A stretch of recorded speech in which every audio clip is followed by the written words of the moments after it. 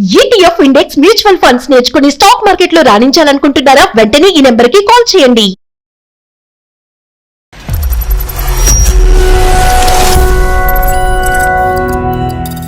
పెళ్లి 20 సంవత్సరాలు అయిందండి. 20 సంవత్సరాల పాప ఉంది. ఆల్రెడీ ఇంకొక మ్యారేజ్ అయిందని విషయం నాకు తెలియదండి. నీకు ఏం కావాల్సిన, నీకు ఏం ఇబ్బంది లేకుండా ఆ ఫ్యామిలీ ఏ ఫ్యామిలీ ఇద్దరు ఫ్యామిలీని చూసుకుంటాను. 2 ఫ్రిడ్జ్లు కొంటాడు, 2 ఏసీలు కొంటాడు, 2 బెడ్లు కొంటాడు, అంతేగా. ఒక తండ్రి తూతూ మంత్రంగా వారానికి ఒకసారి వచ్చి మాయమైపోతూ ఉంటే కనుక నువ్వైతే అడ్జస్ట్ అవుతావేమో, కానీ ఆ బిడ్డకి ఎంత నరకం అమ్మా. చేయడానికి రాను నిలబడాలని అంటున్నారు. అసలు నీ పట్టేనా లేకపోతే ఇంకే వేరే సంబంధం ఏమన్నా ఉందా అని అడుగుతున్నాడు. అతనేనా నాన్న లేదంటే వేరే నాన్న ఉన్నాడనేటటువంటి మాట నీ కూతురు అడగటం కాదు, సమాజం నీ కూతురుని అడిగేటటువంటి మాటలు అవి. ఆవిడికి తెలుసా మీరు ఒకరు ఉన్నారని? తెలీదండి. నువ్వు చెప్పి గొడవ చేసావంటే నేను బతికుంటాను. సీక్రెట్ గా ఒక పిచ్చి జీవితాన్ని బ్రతుకుతున్నాడు. కాదు లక్ష్మి గారు, ఒక మాట అంటాను, ఏమనుకోవద్దండి. ప్రేమగా చూసుకోవటం ఏంటండి పెళ్లి చేసుకోకుండా? ఏ స్థానం అండి ఇప్పుడు? ఇప్పుడు ఎవరండి మీకు? మొదటి భార్య, రెండో భార్య, మూడో భార్య. సిగ్గుండాలి సార్, సిగ్గుండాలి. పదో వంతు కూడా న్యాయం చేయలేదండి. భగవాన్ మీ పేరు. ఆ రోజు సుఖాన్ని అనుభవించింది మీరు, ఆవిడ ప్రెగ్నెంట్ చేసింది మీరు, పెళ్లి చేసుకుంది మీరు, సమాజానికి ఎక్స్పోజ్ చేయనటువంటి గొప్ప పని చేసింది మీరు. గౌరవాలు, ప్రేమలు ఇలాంటి పదాలు మీరు దయచేసి వాడకండి. ఆ పదాలకున్న మీనింగ్, ఆ పదాలకున్న పరువు పోతుంది.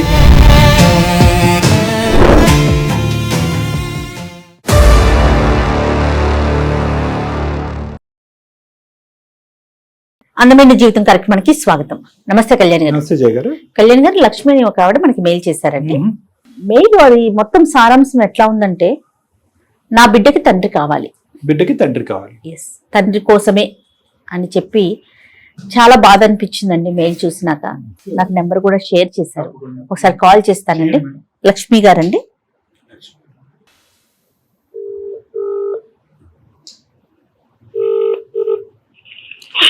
హలో. హలో, నమస్తే అండి. నమస్తే అండి లక్ష్మి గారు, నేను జయానండి, సుమన్ టీవీ అందమైన జీవితం ప్రోగ్రామ్ నుంచి కాల్ చేస్తున్నాను. నమస్తే అమ్మా. నమస్తే. నాతో పాటు డాక్టర్ కళ్యాణ్ చక్రవర్తి గారు ఉన్నారండి, మాట్లాడతారు ఒకసారి. లక్ష్మి గారు నమస్తే అమ్మా, చెప్పండి అమ్మా, ఎవరిది సమస్య? మా ఇంట్లోనే ప్రాబ్లమ్స్. అది నా సంసారం, నా కుటుంబ పరిస్థితి అర్థం కాని పరిస్థితిలో ఉందండి. చెప్పండి అమ్మా. నాకు పెళ్లి 20 సంవత్సరాలు అయిందండి. నాకు పాప 20 సంవత్సరాల పాప ఉంది. రైట్. అయితే ఇప్పుడు తనకి మ్యారేజ్ చేయాల్సిన వయసు వచ్చిందండి. పాపకి మ్యారేజ్ చేయవలసిన, కరెక్టే, అవును. అయితే నా సంసారం, నా భర్త విషయంగా నాకే ఒక పెద్ద ప్రాబ్లము. అయితే ఇప్పుడు మ్యారేజ్ చేయడానికి వచ్చిన అమ్మాయికి రేపొద్దున పెళ్లి చేయాలంటే తన తండ్రి వచ్చి నిలబడి కన్యాదానం చేయాల్సి ఉంది. అంతే కదమ్మా. పాపకు పెళ్లి చేయాలంటే తండ్రి కన్యాదానం చేయాలి. దాంట్లో సమస్య ఏంటి? నా భర్త పేరు భగవాన్ అండి. ఆయన సెకండ్ మ్యారేజ్ చేసుకున్నారు. ఫస్ట్ నన్ను చేసుకున్నారు, కానీ నాది అనఫిషియల్ మ్యారేజ్ అయిందండి. అఫీషియల్ ఏంటి, అనఫిషియల్ ఏంటమ్మా? నువ్వు సెకండా ఫస్టా? మీ ఏమైంది నాకు ఫస్ట్ నుంచి చెప్పండి. మేమిద్దరం విజయవాడలో ఉండేవాళ్ళం అండి. నేనేమో నేను నర్స్ గా చేసేదాన్ని. ఆయన మెడికల్ షాప్ లో వర్క్ చేసేవారండి. మెడికల్ షాప్ లో ఉండేవారు, మందులు ఇచ్చే చోట. అయితే మేమిద్దరం ప్రేమించుకోవడం అనేది జరిగింది. అర్థమైందమ్మా. ఒక అనుకోని సందర్భంగా మేమిద్దరము ఒకటయ్యాము. మ్యారేజ్ చేసుకుంటాం కదా అని అనుకున్నాము. అయితే ఈ లోపల నాది కన్సీవ్ అని తెలిసింది. అదే పెళ్లి చేసుకుంటామని అనుకున్నారు కానీ పెళ్లి చేసుకోలేదు, కానీ భార్యాభర్తలుగా కలిసారు మీరు. మీరు ప్రెగ్నెంట్ అయ్యారు, బిడ్డను అన్నారు. ఓకే. లేదు, కనలేదు, కన్సీవ్ అయింది. కన్సీవ్ అయ్యారు. అయితే ఆ విషయం నేను భగవాన్ గారితో చెప్పా, మా హస్బెండ్ తో చెప్తే ఆయన అన్నారు, వద్దు ఇప్పుడు ఏం వద్దు, మ్యారేజ్ అవ్వలేదు కదా, అబార్షన్ చేయించేసుకోమని అన్నారు. ఎందుకో? పెళ్లి కాలేదు కదా, ఎప్పుడే కాదు, నేను ఇంట్లో వాళ్ళని ఒప్పించి వచ్చే చేసుకుంటాను, ఇప్పుడు వద్దు అన్నట్టుగా. నేను ఇలాగే ఫస్ట్ కదా, నేను అలా ఒప్పుకొని అలాగే పెళ్లి చేసుకుంటా ఉంటారు కాబట్టి ఒప్పించరండి, మ్యారేజ్ చేసుకుందాం అన్నా. అంటే లేదు మా ఇంట్లో వాళ్ళు ఒప్పించడం అంత ఈజీ కాదు, అందుకని అలా కాదని అన్నారు. నేను సస్య గారు ఒప్పుకోకపోయేసరికి మేమిద్దరం వెళ్ళి గుళ్ళో చేసుకున్నామండి. ఆయన నన్ను గుళ్ళోకి తీసుకెళ్లి పెళ్లి చేసుకున్నారు. సో అబార్షన్ అయితే చేపించుకోలేదు కానీ పెళ్లి అయితే చేసుకున్నారు. గుళ్ళో పెళ్లి అయ్యింది. ఎవరు లేరు, పెద్దల గిద్దలు అటువైపు ఇటువైపు ఎవరు లేరు, పిల్లలు లేరు? లేరండి, ఎవరు లేరు. అయితే ఈ విషయం అమ్మ ఒక్కదానికి తెలుసు, ఎందుకంటే నేను కన్సీవ్ అయిన విషయం అమ్మకి చెప్పాలి కదా, అందుకని మా అమ్మగారికి ఒక్కరికి తెలుసండి. పెళ్లి చేసుకోవడానికి నేను ఇంట్లో ఒప్పించి వచ్చి అప్పుడు మళ్ళీ అన్అఫిషియల్ గా కాకుండా అఫిషియల్ గా పెళ్లి చేసుకుందాము, అప్పుడు ఇబ్బంది ఉండదు పెద్దల ద్వారా అని చెప్పి వెళ్ళారన్నమాట. ఓకే, వాళ్ళ ఊరు వెళ్ళారు. వాళ్ళు ఊరు వెళ్ళారు. వాళ్ళది ఊరండి? గుంటూరు అండి. ఓకే, సరేనమ్మా. వెళ్ళారు, వెళ్ళిన తర్వాత ఏమైందమ్మా? వెళ్ళి వస్తూ ఉండేవారు. నాకు ఈ విషయం ఫైనల్ చేసేవారు కాదు. మ్యారేజ్ విషయంగా నేను ఎన్నిసార్లు అడిగినా దాన్ని మాట మార్చుతూ చెప్పేవారు, కానీ అప్పుడని ఇప్పుడని అలా చెప్పేవారు కాదు. పాప పుట్టేయడం కూడా అయిపోయింది కానీ ఆయన నుంచి ఎలాంటి రిప్లై రాలేదు. అతనైతే వస్తున్నారు కానీ పెళ్లి విషయం మాత్రం చెప్పలేదు మీకు? చెప్పలేదు. తెలీదు. వచ్చేది కూడా నీ గురించి వస్తున్నాడా, ఉద్యోగం గురించి వస్తున్నాడా అమ్మా? నా గురించి వస్తున్నారండి. ఇక్కడ జాబ్ వదిలేసేసి గుంటూరు వెళ్ళిపోయారు కదా, అక్కడ వేరే దాంట్లో చేస్తున్నారు మెడికల్ సంబంధించి. సో నీ గురించే వస్తారు. ఎంత ఫ్రీక్వెంట్ గా వచ్చేవారమ్మా? అంటే వారానికి ఒకసారి అట్లా, వారానికి ఒకసారి వచ్చి చుట్టూ వచ్చి వెళ్ళిపోయేవాడు. పాప పుట్టేసి నీకు పాపను కన్నావు, డెలివరీ అదంతా కూడా అతనే చూసుకున్నాడా, మీ అమ్మగారు చూసుకున్నారా? అమ్మ దగ్గర ఉందండి, ఆయన చూసుకునేవారు కానీ డబ్బులు పంపించడం అని లేకపోతే వచ్చి వెళ్ళడం అని అట్లా. Okay okay. ఏమనేవాడమ్మా? అంటే ప్రతిసారి పెళ్లి అనే మాట అంటే కనుక ఏ విధంగా దాటి వేసేవాడు? నీకు కంగారు ఎందుకు, నేను చెప్తాను కదా, నేను ఉన్నాను కదా, నేను వచ్చి వెళ్తున్నాను కదా, నీకు భయం ఏముంది, ఆ విషయాలన్నీ పక్కనట్టు అని చెప్పి ఇంట్లో విషయాలు ఏమన్నా ఉంటే తెలుసుకోవడం, దానికి సంబంధించి డబ్బులు ఇవ్వటం, లేదంటే దాని గురించి ఏమన్నా చూసుకుని మాట్లాడి సరే నేను చేస్తాను ఈ డబ్బులు తీసుకొని చెప్పేసి కాస్త ఒక రోజు 2 రోజులు ఉండి వెళ్ళిపోవడం జరిగేది మాట. 20 సంవత్సరాల పాటు ఇదే ముచ్చటమ్మా? అంటే ఈ పెళ్లి విషయంగా మాత్రం అలా జరిగిందండి. అయితే ఈ మధ్యలో ఏమైందంటే నేను ఎందుకు దాటేస్తున్నారని చెప్పి నేను ఒక రోజు ఆయన అడ్రస్ పట్టుకుని ఆయన ఉన్న ఇంటికి వెళ్ళడం అనేది జరిగింది. ఇక్కడ వాళ్ళ అమ్మ నాన్న ఈయనకి ఆల్రెడీ ఇంకొక మ్యారేజ్ అయిందనే విషయం నాకు తెలియదండి. ఇంకొక బాబుని ఎత్తుకుని ఒక ఆమె కనిపించారు. ఈయన నన్ను చూసి, నేను హాస్పిటల్ వర్క్ చేశాను కదా విజయవాడలో, ఆమె అని చెప్పి నాకు పరిచయం చేశారు. ఏం మాట్లాడాలో అర్థం కాక అక్కడి నుంచి నేను వచ్చేస్తానండి బయటికి. సో నీ దగ్గర నుంచి వెళ్ళిన తర్వాత అక్కడ పెళ్ళా లేదా నీకంటే ముందు పెళ్ళి? అదే నేను ఇందాక నుంచి అడగాలనుకుంటున్నాను. నా దగ్గర నుంచి వెళ్ళిన తర్వాత మ్యారేజ్ అయిందండి. సో నువ్వే ఫస్ట్ అన్నట్టు నువ్వు క్లెయిమ్ చేస్తున్నారు. సరే, పెళ్లి అవటమో అది నీకు గోప్యంగా ఉంచటమో, ఇక్కడ నీ దగ్గరకు వచ్చి ఈ రోజు కాకపోతే రేపు పెళ్లి చేసుకుంటానని అబద్ధం ఆడటమో, అక్కడ ఒక అబ్బాయిని కనేయటము చాలా యుగ పురుషుడు. సరే, తర్వాత నేను బయటకు వచ్చేసిన తర్వాత మళ్ళీ నన్ను ఫాలో అయ్యి వెనకాల వచ్చారండి. వచ్చి నన్ను బతిమలాడారు అన్నమాట. ఏమనంటే, నేను చెప్దామని వచ్చాను, ఇక్కడ పరిస్థితి నేను చెప్పే లోపల నాకు మ్యారేజ్ ఇక్కడ కుదర్చడం, నువ్వు ఈ అమ్మాయిని ఇంకో వేరే అమ్మాయిని చేసుకుంటానంటే ఆ అమ్మాయిని చంపేసి నిన్ను చంపేస్తాము, ఇలా నన్ను రకరకాలుగా బెదిరించారు, అందుకని నేను నిన్ను పెళ్లి చేసుకోలేకపోయాను, నేను దగ్గర దాయాలని కాదు, నేను నిన్ను చూసుకుంటాను, ఇక్కడ చూసుకుంటాను, అందుకని నువ్వేం అధైర్యపడద్దు, నేను నీకు ఏం కావాల్సిన, నీకు ఏం ఇబ్బంది లేకుండా ఆ ఫ్యామిలీ ఈ ఫ్యామిలీ ఇద్దరు ఫ్యామిలీని చూసుకుంటాను. 2 ఫ్యామిలీని నడిపిస్తాడు, 2 ఫ్రిడ్జ్లు కొంటాడు, 2 ఏసీలు కొంటాడు, 2 బెడ్లు కొంటాడు, అంతేగా? సో నువ్వు అది సాటిస్ఫై అయిపోయావమ్మా? లేదు, ఎలా అవుతానండి. మీ నాన్నగారి పరిస్థితి ఏంటండి? నాన్నగారు లేరండి. లేరు అంటే చనిపోయారండి. నా అమ్మ ఒక్కతే ఉంది. సరే దట్స్ ఓకే. నీకెవరు అన్నదమ్ములు అక్క చెల్లి ఎవరు లేరమ్మా? ఎవరు లేరండి. ఎవరు లేరు, నువ్వు ఒక్కదానివే. అమ్మకు మాత్రం ఇది తెలుసు. అమ్మకు వచ్చి మరి ఇతను ఆల్రెడీ పెళ్లి చేసుకున్నాడమ్మా అనే విషయం అమ్మకి చెప్తే అమ్మ ఎలా రియాక్ట్ అయింది? ఎవరిని అడగలేదు, చేయలేదు, తన కూతురు గురించి ఎవరికి చెప్పుకోను లేదు.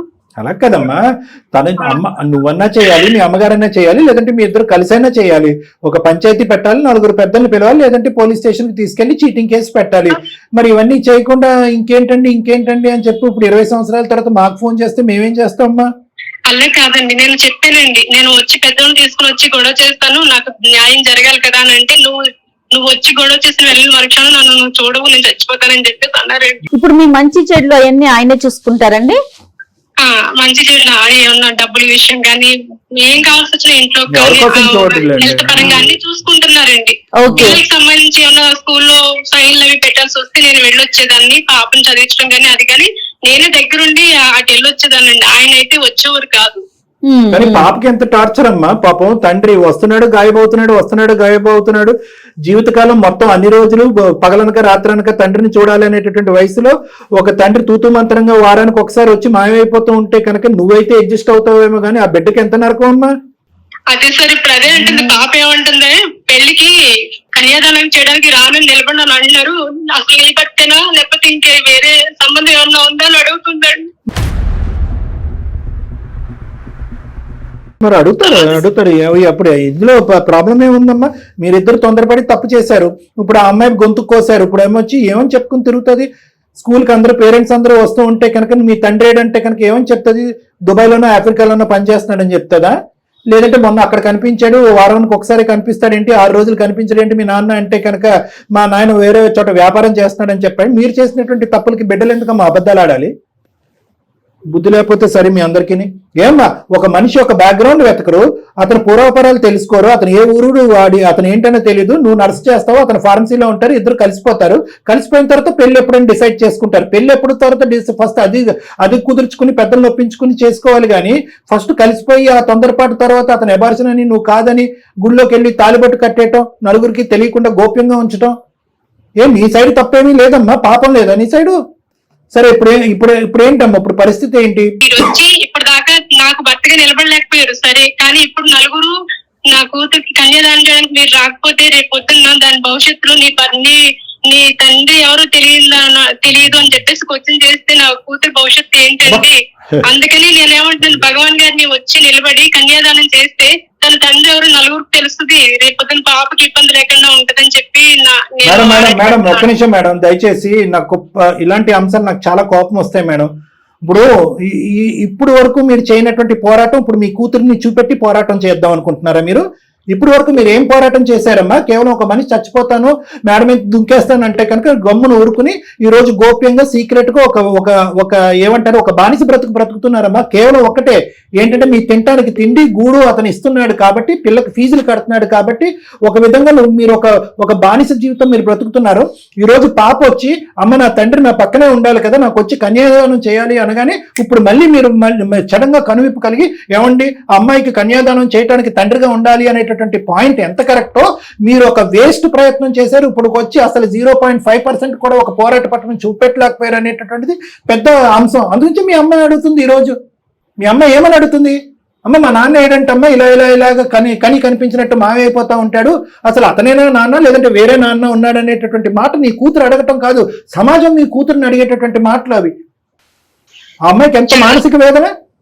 నేను మోసపోయాను తెలియటానికి లేట్ అయింది నా చేతిలో అంటే లేట్ అంటే 20 సంవత్సరాలు లేట్ అండి.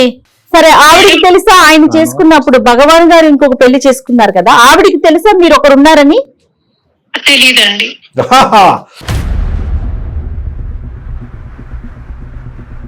మా ఆవిడకి చెప్తే కూడా నేను చచ్చిపోతాన్నాడా? బ్లాక్ మెయిల్ చేసేవారు, నువ్వు చెప్పి గొడవ చేసావంటే నేను బతికుండను.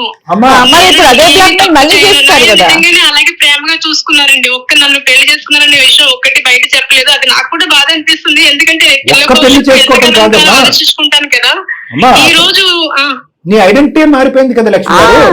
ఈ రోజు మీ వ్యక్తిత్వం మీ ఐడెంటిటీ మారిపోయింది. మీరు సీక్రెట్ గా ఒక పిచ్చి జీవితాన్ని బ్రతుకుతున్నారు. సమాజానికి ఏం సమాధానం చెప్పుకోలేక ఉక్కిరి బిక్కిరి అవుతున్నారు. ఒక పక్క నుంచి నీ కూతురు, ఇంకో పక్క నుంచి మీ తల్లి. ఏమ్మా వీళ్ళందరూ చచ్చిపోతున్నాడు కాదా? ఈ రోజు అమ్మ నాన్న వచ్చి ఇక్కడ కూర్చుంటేనే నేను బ్రతుకుంటాను, లేదంటే నుయ్యో గొయ్యో చూసుకుంటానని మీ కూతురు అంటే అది చావు కింద రాదా? మీ అమ్మ వచ్చి నువ్వు నా పరువు తీసావమ్మా నేను చచ్చిపోతానమ్మా, పెద్దల సమక్షంలో మీ ఇద్దరు పెళ్లి అవుతానని నేను బ్రతుకుంటాను, లేదని నేను చచ్చిపోతానని అంటే కనుక అప్పుడు మీ ఆయన్ని తీసుకొస్తావా మీ అమ్మని చనిపోమంటావా? ఎంతకాలం అమ్మా ఒక వ్యక్తి నేను చచ్చిపోతానని చెప్పి మీ మీ మెదడు మీద బుల్లెట్ గన్ను పెట్టి నిలబడతాడు? నువ్వు ఒకటమ్మా అమ్మ, నువ్వు వెనక అడిగేసినప్పుడు నీ చేతిలో ఒక చంటి బిడ్డ ఉంది అనే ఆలోచన కూడా మీకు ఉండాలి. ఓకే, జీవితకాలం అంతా కూడా ఇలా సీక్రెట్ గా బతుకుతారా? నీ కర్మ నువ్వు సావురా బాబు, నీ పెళ్లి లేదు పెటాకులు లేదు అని చెప్పి మీ జీవితం మీరు బతుకుంటే కనుక అస్సలు ఎవ్వరూ కూడా అభ్యంతరం చెప్పుండేవారు కాదమ్మా. ఎందుకంటే మీకు జరిగినటువంటి పెళ్లి ఎవరికీ తెలియదు, మూడో మనిషికి ఎవరికీ తెలియదు. ఒక గుడిలో జరిగినటువంటి సాక్ష్యాలు, వేద పండితులు, వేద మంత్రాల మధ్యన జరిగినటువంటి పెళ్లి మీది. ఆ పెళ్లి ఎంతవరకు చెల్లుబాటు అవుతుంది? ఎందుకు మీరు ఒక కుక్కిన పెయిన్లాగా 20 సంవత్సరాల పాటు ఒక వ్యక్తిని నమ్ముకుంటూ అలా బ్రతికారు? ఎందుకు? ఒక బెడ్ ఉందనా? అంతేనా? ఒక బిడ్డ ఉంది, ఆడపిల్ల, రేపొద్దున భవిష్యత్తుకి ఎవరు నిలబెడతారు తోడు, నన్ను ఎవరు మళ్ళీ పెళ్లి చేసుకుంటారు నాకు చేతులు. అందులోకి తను ఏమి నన్ను ప్రేమగానే చూసుకున్నారండి. లక్ష్మి గారు ప్లీజ్ అండి, అతని జీవితంలో చాలా మందిని ప్రేమగానే చూసుకుంటాడమ్మా, తప్పుగా అనుకోకండి. అక్కడ ఒకరిని హ్యాపీగా ఉంటారు, వాళ్ళందరూ సంతోషాలు సుఖాలతో సినిమా షికారులు తిరుగుతూ ఉంటారు, నువ్వేమొచ్చి గుట్టుమంటూ గోప్యంగా బతకాలి. అతను చాలా మందిని ప్రేమగా చూసుకుంటాడు. ఇక ప్రేమ అనేటటువంటిది ఎందుకు ఇస్తున్నాడు నీ భర్త ఇప్పటికీ అంటే కనుక తప్పుగా అనుకోకమ్మా. ఎందుకు ఇస్తున్నాడు అంటే కనుక నీ గొంతుకు లెగిసి బయటికి బిగ్గరగా అరవకుండా అతను పరువు తీయకుండా ఉండటం గురించి కొన్ని వస్తువులు తీసుకొస్తున్నాడు, కొన్ని ఫీజులు కడుతున్నాడు, మీ నోటికి ఒక ముద్ద తీసుకొచ్చి పెడుతున్నాడు. అతని పార్షాలిటీ అక్కడ కనిపిస్తుంది, అతని స్వార్థం అక్కడ కనిపిస్తుంది. కాదు లక్ష్మి గారు, ఒక మాట అంటాను, ఏమనుకోవద్దండి. మీరు చెప్తున్న మాటలో ఒక 2 విషయాలు మాత్రం నాకు అసలు ఏ మాత్రం నచ్చట్లేదండి.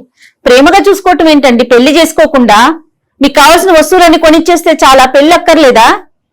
గుళ్ళో పెళ్లి చేసుకున్నాను. ఎవరికి సాక్షి ఉందండి? మీ ఇద్దరికి తప్ప ఇంకొక మనిషికి తెలుసు. ఇప్పుడు సమస్య అదే కదా. అమ్మ, గుళ్ళో పెళ్లి కూడా ఎందుకు జరిగింది లక్ష్మి గారు? ఎందుకు జరిగింది? నేను గొడవ చేశానండి. పెళ్లి మీరు గొడవ చేశారు, మీ నోటికి ఒక జిప్ వేయాలి కాబట్టి, మీ నోరు ముయించాలి కాబట్టి, ఒక బొమ్మల పెళ్లిలాగా ఒక తాలిబొట్టు కట్టి 20 సంవత్సరాల పాటు మిమ్మల్ని అరణ్యవాసంలో పెట్టాడమ్మా. అప్పుడు ఏమైనా సాక్ష్యాలు ఉన్నాయా? గుళ్ళో పెళ్లికి మీ ఇద్దరు తప్ప ఇంకేదైనా సాక్షి ఉందండి? ఒకప్పుడు సాక్ష్యాలున్నా నలుగురు వస్తారన్నా కూడా నేను రివర్స్ లో వెళ్ళి రెట్రోస్పెక్ట్ గా 100% గ్యారంటీతో చెప్తున్నాను, ఎవరూ రాకూడదు, మన ఇద్దరు ఉండేటటువంటిదే పెళ్లి, లేదంటే పెళ్లి చేసుకోనని వాదించేవాడు మీ ఆయన. ఎందుకంటే అప్పుడు ఎప్పుడు కూడా నీ పెళ్లి నీ జీవితం అతనికి ఒక సీక్రెటే. అతను కరెక్ట్ గానే ఉన్నారండి, మీరు ఆలోచిస్తున్నారు ఎక్కడికెక్కడికో, ఏదేదో ఆలోచించుకుంటున్నారు. అతను ఏం చేయాలో అది కరెక్ట్ గా చేశాడు ఆ భగవాన్ అనే పర్సన్. ఇప్పుడు సడన్ గా నా మీద ప్రేమ లేకపోయినా పర్లేదు, నా కూతురికి న్యాయం చేయంటే కనుక తల్లి మీద లేనటువంటి ప్రేమ బిడ్డ మీదకి వస్తుందమ్మా. ఇప్పుడు మేము సృష్టించాలి ఆబ్రాకదాబ్రా అని చెప్పి. అదే కదా ఈరోజు మీ ఫోన్ కాల్ యొక్క ఇది కదా. ఎప్పుడైతే కనుక మీరు ఒక సీక్రెట్ జీవితం అనుభవిస్తున్నారో, ఎప్పుడైతే ఆ అమ్మాయి నీ తండ్రి ఎవరు, ఈ తండ్రి కనిపించడు ఏంటి, పబ్లిక్ ప్లేస్ లో కనిపించడు, స్కూల్కి రాడు ఏంటి అన్నది, ఆ రోజే మీ అమ్మాయి యొక్క లైఫ్ ఆర్టిఫిషియల్ అయిపోయింది. ఇప్పుడు కూడా నేను ఆయన వచ్చి కన్యాదానం ఒకటే చేయమంటున్నాను. నాకు నిలబడి కన్యాదానం చేసి ఏం మాట్లాడుతున్నారు లక్ష్మి గారు? ఏం మాట్లాడుతున్నారమ్మా? మీరు ఏం మాట్లాడుతున్నారు? కూతురికి వచ్చి కన్యాదానం చేసేస్తే అంతేనమ్మా మీకు సాటిస్ఫాక్షన్? మీ అమ్మాయికి సాటిస్ఫాక్షనా? అంతేనా కావాలి? తన తండ్రి గురించి అందరికి తెలుస్తుంది కదా. తండ్రి గురించి అందరికీ తెలుస్తుంది, తండ్రి ఎలాంటి వాడో కూడా తెలుస్తుంది, తల్లి ఎంత జీవితాన్ని అనుభవించిందన్నది తెలుస్తుంది, తండ్రికి ఇంకో పిల్లం కూడా ఉందని తెలుస్తుంది, తండ్రికి ఇంకొక కుటుంబం కూడా ఉందని తెలుస్తుంది. ఇది పరువు కాపాడే పనివా, పరువు తీసే పనా? ఆ అమ్మాయికి తెలియటట్లు లేకపోతే మీరైనా చెప్పొద్దు. అమ్మ ఇప్పుడు సడన్ గా ప్రత్యక్షంగా ఇప్పుడు సడన్ గా ఒక తండ్రి ఊడు పడితే కనుక రకరకాల ప్రశ్నలు వస్తాయమ్మా, మన జీవితకాలం సరిపోదమ్మా ఆ ప్రశ్నలన్నింటికి సమాధానం చెప్పడానికి అనేది మీ అమ్మాయికి మీరు చెప్పొద్దు. లేదా ఎప్పుడో ఫైట్ చేయండి. భర్త గురించి ఒక 10 సంవత్సరాల క్రితమే ఫైట్ చేయండి, ఒక తండ్రి గురించి 20 సంవత్సరాల క్రితమే ఫైట్ చేయండి. అతను మీ గడప తొక్కి ఇక్కడ ఒక న్యాయం చేసేంత వరకు నిద్రపోవద్దు మీరు.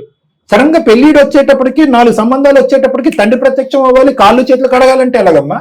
సొసైటీలో ఇప్పుడు అందరికీ తెలుసు కదండి, రేపు రోజున ఇతను ఎక్కడి నుంచి వచ్చాడంటే మీరు ఏం చెప్తారు? ఏం చెప్తారు అనేది కాదు, ఈ పెళ్లి చేయటం అనేటటువంటిది ఒక తంతు, ఓకే, ఒక కార్యక్రమం, ఒక సాంప్రదాయం, ఒక పద్ధతి, ఒక పట్టింపు కాదనట్లేదు.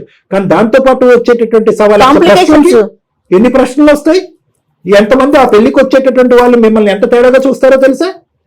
వాస్తవానికి పెళ్లికి వచ్చేటటువంటి పెద్దలు ఎవరైతే ఉంటాయో అటువైపు నుంచి వచ్చేటటువంటి మీ వియ్యంకుడు వియ్యపురాలు పెళ్లి కొడుకు వాళ్ళు విడ్రా ఎవరనేటటువంటి దానికి నమ్మకం ఏంటి?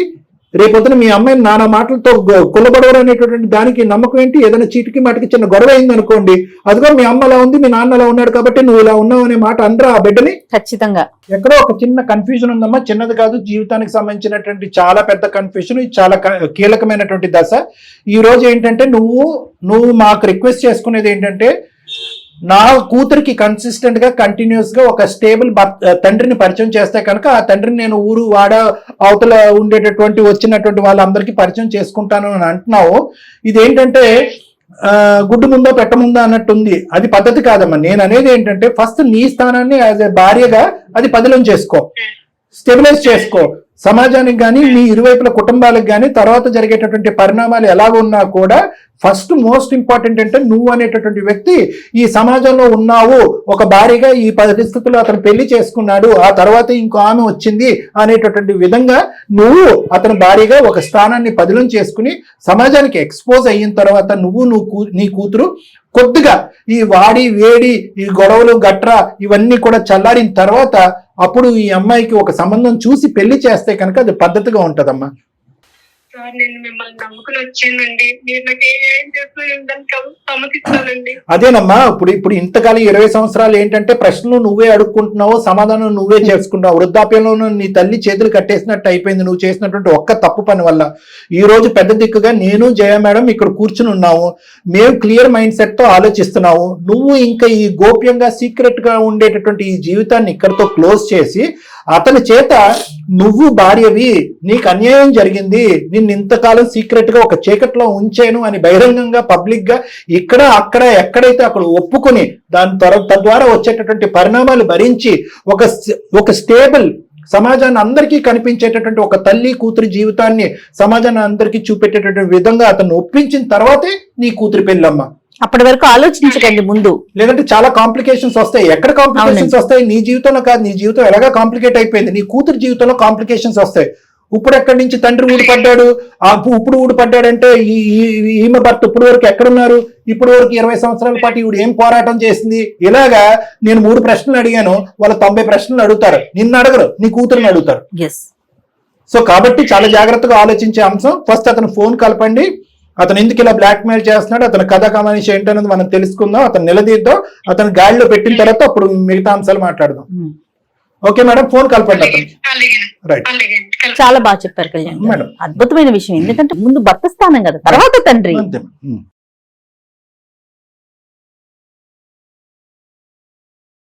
హలో, ఏమండి ఏమండి ఒకసారి మీతో మాట్లాడండి. చెన్నింట్లో ఉన్నట్టున్నాడు, ఇంట్లో ఉన్నారంట, ఇంట్లో ఉన్నాను అంటున్నారు. ఈవిడిచ్చిన అవకాశం కాదా మేడం అది? ఈవిడిచ్చిన బలం కాదా అది? నేను మన పాప విషయంగా మన పరిస్థితి అర్థం కాక నేను అందమైన జీవితం ప్రోగ్రామ్ కి నేను కళ్యాణ్ గారితో మాట్లాడడం కోసం అప్పుడు ఒకసారి మీరు కూడా మాట్లాడండి. నేను చెప్పాను కదా లక్ష్మణ్, నేను చూసుకుంటానని చెప్పి, నువ్వు ఎందుకు అక్కడ ఏం చూసుకుంటున్నారండి? ఏం చూసుకుంటున్నారండి? పాప కూడా అడుగుతుంది, మీరు నాకేమవుతారని అడుగుతుంటే నేను ఏం చెప్పాలి చెప్పండి సమాధానం. లక్ష్మి నీకు చెప్తా ఉన్నాను కదా, నేను అవన్నీ చూస్తున్నాను, పిల్లల చదువు గురించి కానీ దీని గురించి అన్ని నేను చూసుకుంటూనే ఉన్నాను కదా. నీకు ఎందుకు అక్కడ దాకా వెళ్ళాలనిపించింది? నేను చెప్పాను కదా నువ్వు అలాంటి భయపడకని చెప్పి. ఇప్పుడు చదువుకోవడం కోసము లేదా తినడం కోసము కాదు కదా, అమ్మాయి భవిష్యత్తు నలుగురు ఏమంటారు, ఇంకొకరు ఇంటికి వెళ్తే మీ నాన్న ఎవరని అడిగితే తనేం చెప్పాలి? నేనంటే ఏదో చెప్పాను 2 సంవత్సరాలు, తనేం చెప్పాలి? తనకి రేపు పొద్దున గౌరవం ఉండాలి కదా. అక్కడ మీ గౌరవం చూసుకుంటున్నారు కానీ పాప గౌరవం గురించి ఆలోచించరా? అమ్మా పిల్ల పెళ్లి ఇది అన్ని కూడా నేను చూస్తానని చెప్పాను కదా, నువ్వు అక్కడ దాకా ఎందుకు వెళ్ళిపోయావు? ఏమండి, ఎక్కడి వరకు వెళ్ళాలండి? ఇంతకాలం 20 సంవత్సరాల పాటు ఆవిడ నోటికి తాళం వేసి గదిలో బంధించి ఒక నరకాన్ని చూపెట్టారు ఒక తల్లి కూతురికి. ఈ పాప ఊరికే పోదు భగవాన్ గారు, మేము ఖచ్చితంగా ఇన్వాల్వ్ అవుతాం, మిమ్మల్ని నిలదీస్తాం, మీరు కొన్ని ప్రశ్నలకి ఖచ్చితంగా సమాధానం చెప్పాలి. ఇక్కడ కాదు, పబ్లిక్ గా కూడా మీరు సమాధానం చెప్పాలి. ఇప్పటి వరకు ఆవిడకి ఎవరు లేరు. ఇప్పుడు అందమైన జీవితం అనేటటువంటి ఒక ప్రోగ్రాము డాక్టర్ కళ్యాణ్ చక్రవర్తి, జయ మేడం ఆవిడ తోడుగా ఉంటారు. ఎవరి గురించి మీరు సమాధానం చెప్పరండి. ఇప్పుడు మా వరకు వస్తే కనుక అక్కడి వరకు ఎందుకు వెళ్ళారు, అక్కడి వరకు ఎందుకు వెళ్ళారు అనేది, ఎక్కడి వరకు వెళ్ళాలండి? ఒక ఆడది ఏంటి, ఆడవాళ్ళని ఇంతేనండి టిష్యూ పేపర్ లాగా వాడుకుని వదిలేయటమేనా?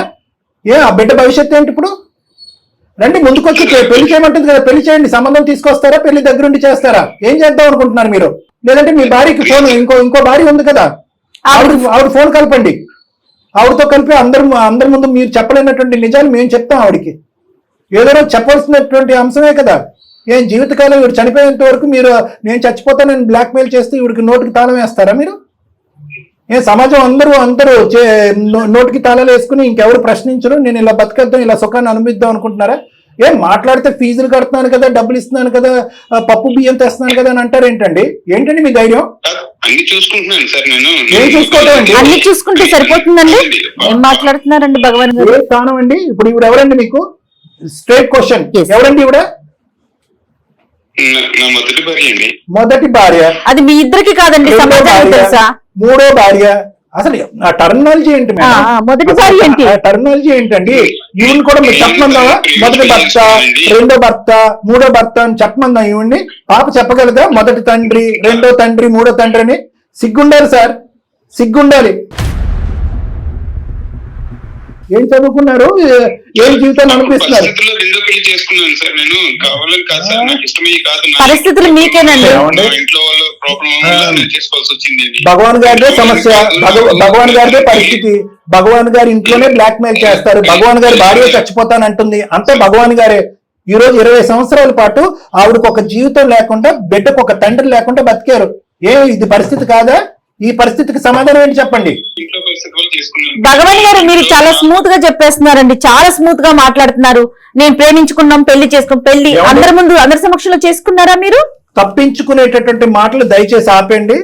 మీరు సీక్రెట్ గా మీ ఎజెండా స్పెసిఫిక్, మీ స్వార్థం గురించి, ఆ అమ్మాయి గర్భం దాల్చింది కాబట్టి ఆ యొక్క ప్రెగ్నెన్సీ బయటపడుతుంది, సమాజంలో పరుగు పోతుంది, ఈ అమ్మాయి నోరు మూయించాలి కాబట్టి ఈవిడకు ఒక బొమ్మతాలి కట్టాలి అని చెప్పి ఒక గుళ్ళోకి వెళ్ళి ఒక బొమ్మతాలి కట్టి సాక్ష్యాధారాలు ఉన్నా కూడా తీసుకురాకుండా సీక్రెట్ గా పెళ్లి చేసుకుని మభ్య పెట్టి మాయ చేసి బయటకు వస్తే కనుక చచ్చిపోతానని చెప్పి అబద్ధాలు ఆడి 20 సంవత్సరాలు కాకమ్మ కబుర్లు చెప్పారు మీరు ఆ అమ్మాయికి. ఏం మాట్లాడుతున్నారు మీరు? ఈ రోజు మీ మాటలని మేము నమ్ముతాం అనుకున్నారా? ఎంతమందిని చూసాం మీలాంటి వాళ్ళని. మేము లక్ష్మీలు కాదండి. ఇంకా ఆపండి సార్, ఈ నాటకాలు ఆపండి. తప్పనటువంటి పరిస్థితుల్లో, దిక్కు లేనటువంటి పరిస్థితుల్లో అక్కడ ఇక్కడ కాపాడాలని లక్ష్మి భవిష్యత్తు దృష్ట్యా, బిడ్డ భవిష్యత్తు దృష్ట్యా ఏమండి మీరు పెట్టుకున్న పేరుకి 10వ వంతు కూడా న్యాయం చేయలేదండి. భగవాన్ మీ పేరు, మీకు మీరే దేవుడు కానీ ఇంకెవరికి దేవుడు కాదండి. మీరు మీకే దేవుడు. ఒక స్వార్థపూరితమైనటువంటి మీకు మీ న్యాయం చేసుకునేటటువంటి ఒక దేవుడు. దయచేసి అన్ని చేస్తున్నాను కదా, అన్ని ఇస్తున్నాను కదా అనేటటువంటి మాటకు ఫుల్ స్టాప్ పెట్టి ఇప్పటి వరకు మీరు చేసినవన్నీ పక్కన పెట్టి అవి ఏవి కూడా లెక్కలోకి రావు. ఒకటి లెక్కలోకి వస్తుంది. అదేంటంటే కనుక బహిరంగంగా లక్ష్మి గారిని తీసుకెళ్లి ఆ కుటుంబానికి, ఈ కుటుంబానికి, సమాజంలో ఈవిడ్ని నేను పలానా సంవత్సరంలో, పలానా తారీఖు, పలానా తేదీలో గోప్యంగా ఎవరి సమక్షంలో లేకుండా, ఆధారాలు లేకుండా ఒక గుళ్ళో పెళ్లి చేసుకున్నానని డిక్లేర్ చేయండి. అది చాలు. మీ ప్రేమకు అదే నిదర్శనం, అదే నిరూపణ. ఈ అమ్మాయి నా బిడ్డ అని చెప్పి పబ్లిక్ గా డిక్లేర్ చేయండి. అప్పుడే చెప్పలేను, ఇప్పుడు ఎలా చెప్పగలుగుతాను సార్? నేను ఇద్దరిని చూసుకుంటూనే ఉన్నాను. అక్కడ పాప ఉన్నది, ఇక్కడ 2 పిల్లలు ఉన్నారు. ఇప్పుడు ఈ పరిస్థితిలో నేను కనుక చెప్తే సమాజంలో నా పరిస్థితి ఏంటి? నా పిల్లలు అడిగే ప్రశ్నలకి నేను ఏం సమాధానం చెప్పగలుగుతాను? 2 పిల్లలు ఉన్నారు, ఇక్కడ తల్లిదండ్రులు ఉన్నారు, ఇక్కడ అంతా కూడా గౌరవంగా బతుకుతూ ఉన్నారు సార్. గౌరవాలు, ప్రేమలు, ఇలాంటి పదాలు, బాధ్యతలు, ఇలాంటి పదాలు మీరు దయచేసి వాడకండి. ఎందుకంటే ఆ పదాలకున్న మీనింగ్, ఆ పదాలకున్న పరుగు పోతుంది. ఎవరిది గౌరవం అండి? ఈ రోజు మీ అమ్మాయికి గౌరవం అక్కర్లేదా? ఈ అమ్మాయి ఈవిడికి గౌరవం అక్కర్లేదా? ఇంకెలా మాట్లాడుకుంటూ పోతే 2 రోజులు మాట్లాడతానండి. గుక్క తిప్పుకోకుండా 2 రోజులు మాట్లాడతాను నేను. దయచేసి ఈ పాయింట్ ఇక్కడ ఎండ్ చేద్దాం మనం. నేను ఒకటే మిమ్మల్ని చేస్తున్నాను, చేసుకున్న వాళ్ళకి చేసుకున్నంత. ఈ మ్యాచ్ మొదలు పెట్టింది మీరు, ఆ రోజు సుఖాన్ని అనుభవించింది మీరు, ఆవిడ్ని ప్రెగ్నెంట్ చేసింది మీరు, పెళ్లి చేసుకుంది మీరు. పెళ్లి చేసుకున్నటువంటి భార్యని గౌరవప్రదంగా సమాజానికి ఎక్స్పోజ్ చేయనటువంటి గొప్ప పని చేసింది మీరు. అయినా కానీ ఆ అమ్మాయి ఒక మారు మాట మాట్లాడకుండా కుక్కిని పెయిన్ లాగా ఒక జీవోత్సవాన్ని బతికింది. కొద్దిగన్నా కనికరం, కొద్దిగన్నా జాలి, దయ అనేటటువంటి ఉంటాయండి మనుషులకి. మీరు ఆ పేరు పెట్టుకున్న తర్వాత అట్లీస్ట్ మనిషి అనేటటువంటి మానవత్వానికి సంబంధించిన కొన్ని మాటలు అంటున్నారు కాబట్టి మీరు ఇంకొక మారు మాట మాట్లాడకుండా ఒకటే పబ్లిక్ గా వచ్చేటటువంటి పరిణామాలన్నీ కూడా మీరు ఫేస్ చేయడానికి రెడీ అయిపోండి. ఆ స్లోగా చెప్తారా, వారం రోజుల పాటు చెప్తారా, ఏం చెప్తారో అనేటటువంటిది. వాళ్ళు తిడతారు, కొడతారు, హింస పెడతారు, బాధపడతారు. అది ఉన్నమాటే కాబట్టి ఈవిడ్ని నేను చేసుకున్నాను, పలానా చోట చేసుకున్నాను, ఈ బిడ్డ నా కూతురు అని గర్వంగా, గౌరవంగా, పబ్లిక్ గా డిక్లేర్ చేయండి. దాని పరిణామం మీ భార్య మీద ఏముంటది? అదే మీరు పెళ్లి చేసుకున్న ఇంకో ఆమె, ఆ పిల్లల మీద ఏముంటది? ఆ తర్వాత ఆ పరిణామాలు మీరు ఎలా భరిస్తారు అనేది అంతా కూడా మీ హెడేక్ అది. ఆ ఇష్యూ రిజాల్వ్ అయిన తర్వాతే, వాతావరణం చల్లబడిన తర్వాతే, అందరికీ ఒక అండర్స్టాండింగ్ వచ్చిన తర్వాతే, ఇరువైపులా అందరికీ ఈవిడ ఒక భార్య ఉంది, ఈమె ఇతని బిడ్డ అనేటటువంటిది పబ్లిక్ గా డిక్లేర్ అయిన తర్వాతే మీరు ముందుకొచ్చి ఒక మంచి సంబంధం చూసి కన్యాదానం చేయాలి. రైట్. దీనికి ఇంకో లీగల్ సైడ్ ఆఫ్ థింగ్ ఉంది, దాని గురించి నేను మాట్లాడట్లేదు. నేను only moral and human side of things మాట్లాడుతున్నాను. లీగల్ సైడ్ ఆఫ్ థింగ్స్ ఏంటంటే కనుక ఆవిడ వచ్చి నేను కోర్టుకు వెళ్తాను, కేసుకి వెళ్తాను, నేనే మొదటి భార్య అని, లేదంటే ఇంకో విధంగా అవనియండి, లేదంటే ఈవిడ వెళ్ళి ఇంకోటి ఏదన్నా ఈవిడ అలా చేసే రకం కాదనుకోండి, ఆ పరిణామాలు ఏమన్నా ఏర్పడితే కనుక అవి డీల్ చేసుకునేటటువంటి దమ్ము ధైర్యం ఉండాలి. ఎందుకంటే 2 పడవలు 2 కుటుంబాలని నడిపినటువంటి మీరు ఆ దమ్ము ధైర్యం లేనటువంటి వ్యక్తిగా నేను అనుకోవట్లేదు. సో కాబట్టి అది వేరే సబ్జెక్ట్. కానీ నేను only moral, ethical and human values మీద నేను మాట్లాడుతున్నాను.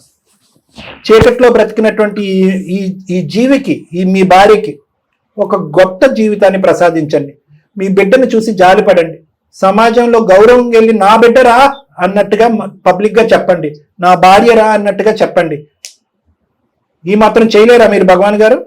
అంటే అటువంటి పరిస్థితులు జరిగినాయి కాబట్టి ఇంట్లో చంపేస్తానని, తనని చంపేస్తాను, పిల్లల్ని చంపేస్తానని కాబట్టి నేను ఇలాగ ఆడాల్సి. సరేలేండి, ఇప్పుడు ఆ సబ్జెక్ట్ లోకి మనం వెళ్ళొద్దు. ఇక ముందు నుంచి అయినా కూడా మీలో ఒక మంచి మానవత్వం ఉంది, ఒక మంచి మనిషిగా మీరు బ్రతకాలి అని అనుకుంటున్నారు. గౌరవం గౌరవం గౌరవం అని 10 సార్లు అంటున్నారు. ఆ గౌరవం అనేది మీకే కాదు, మీ భార్య కూడా ఆ గౌరవాన్ని ఆశిస్తుంది, మీ కూతురు కూడా ఒక గౌరవాన్ని ఆశిస్తుంది. కాబట్టి అందరి బాధ నా బాధే అన్నట్టుగా ఆ బాధని మీ భుజస్కంధాల మీద వేసుకుని నలుగురిని ఎలా సముదాయిస్తారో, నలుగురికి ఎలా నచ్చ చెప్తారో అనేటటువంటిది మీరు ఆలోచించుకుని ఈ వీళ్ళిద్దరికి ఒక కొత్త జీవితాన్ని ప్రసాదించండి, అంతే. ఎంత త్వరగా వీలైతే అంత త్వరగా మాట్లాడే ప్రయత్నం చేయండి. లక్ష్మి గారు వింటున్నారా? మేడం వింటున్నానండి. విన్నారా మీరు? మొత్తం డాక్టర్ గారు చెప్పింది. పెళ్లి విషయం తర్వాత ఆలోచించండి, ముందు చేయాల్సిన పని ఏదో అది ఫస్ట్ అది కంప్లీట్ చేయండి. ఇక్కడ ఏంటంటే లక్ష్మి గారు రానున్న రోజుల్లో అసలు సిసలైనటువంటి మొదలు. ఎందుకంటే కనుక ఇప్పటి వరకు ఎవరికి సమాధానం చెప్పుకోవాల్సినటువంటి అవసరం లేదు. రకరకాల వ్యక్తులు, రకరకాల మనుషులు, రకరకాల పద్ధతుల్లో మీ మీద నిలదీస్తారు, మట్టి పోస్తారు, వేలెత్తి చూపెడతారు, నీ క్యారెక్టర్ లేదా అని రకరకాలు అంటారు. మరి అవన్నీ తప్పదు, వాటన్నిటికీ మీరు ప్రిపేర్ అవ్వాలి. ఎందుకంటే కనుక ఇప్పటి వరకు జరగనటువంటి ఒక అంశం జరగబోతుంది.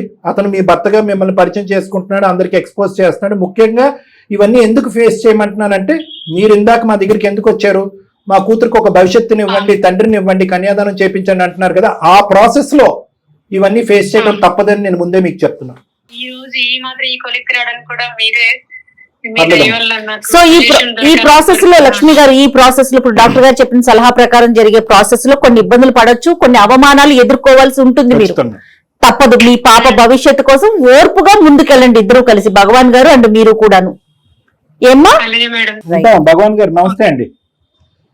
భగవాన్ గారు, దీనికి పైపచ్చి ఏమైనా సమస్య కానీ లీగల్ పరమైనటువంటి సమస్యలు, చిక్కుముళ్ళు ఏమన్నా వస్తాయి కనుక అంతవరకు కూడా మేము వచ్చి ముందుకు వచ్చి హెల్ప్ చేయడానికి మేము రెడీగానే ఉన్నాం. Thank you. నమస్తే సార్. నమస్కారం. మంచి సొల్యూషన్ వచ్చిందండి. ఆవిడ ఒకటి ఎక్స్పెక్ట్ చేశారు, కానీ ఏది జరగాలో మొదట అది జరగాల్సిందే కదా డాక్టర్ గారు.